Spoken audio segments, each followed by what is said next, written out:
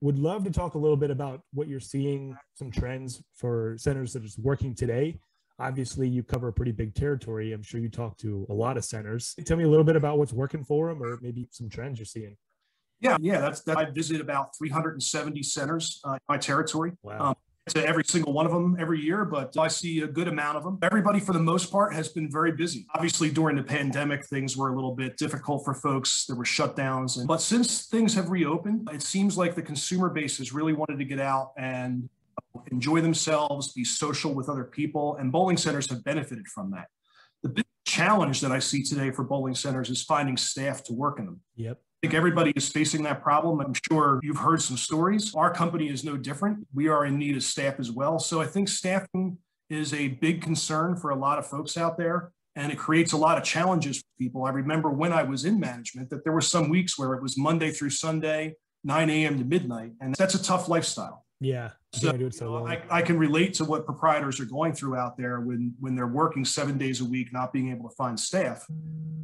The things that our company offers with the Conqueror Web and a couple of the other new products that we have in our ecosystem can really help proprietors negate some of that and make it a little bit easier for them week to week. Yeah, tell me a little bit about that. The Conqueror Web allows customers to basically sit at home in their living room, make a reservation, pay for it, come into the center, scan a QR code at the front desk. Their names are already in, they've already paid, they put in their shoe sizes, they've ordered food and beverage if they wanted to do that. All the person behind the front desk has to do is tell them what lane to go to, give them their pair of shoes, and off they are. So it makes the transaction time much faster in the bowling center. Mm-hmm. And it also will help with, need to have multiple people behind the front desk to handle a large crowd of people. Customers can pay for everything in advance and make the reservation in advance before they come in. Makes it a lot easier on the staff to get in the center. Yeah. So just lightens the load for that segment of the market who prepays.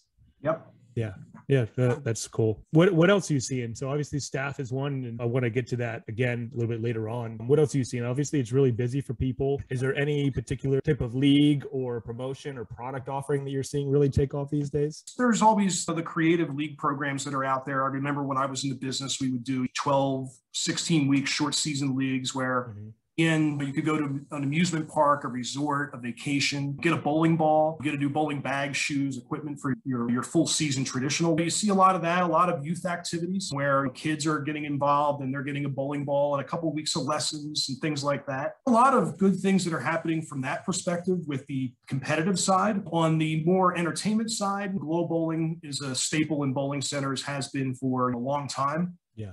Glow bowling programs, from what I'm hearing, are doing very well. People are very busy on Friday and Saturday. So even during the week, when I go in and out of centers, and typically it's during the week, during the daytime, but when centers are open, they have a lot of customers in their facilities. So people are getting out, people are bowling, they're looking for things to do and be social because they were so tired of being cooped up for so long. A couple of other things that I've noticed while I'm out in centers is having conversations with proprietors is their costs, have increased.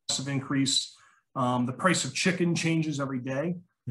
So that's another challenge that a lot of proprietors have had to face, and consequently, they've had to increase their prices. For the most part, I don't think there's been too much pushback out in the marketplace from what I've heard and seen. Even at this time of the year in the middle of May, a lot of centers are still very busy from like they were in the middle of the wintertime, which is good. It's not a good number of centers. Majority of them are doing very well still and sustain a decent amount of business still. Hey, did you like this video? Great. We make 5 of them a week. Subscribe to get more and to keep learning about what's working in the bowling industry. I'll talk to you then.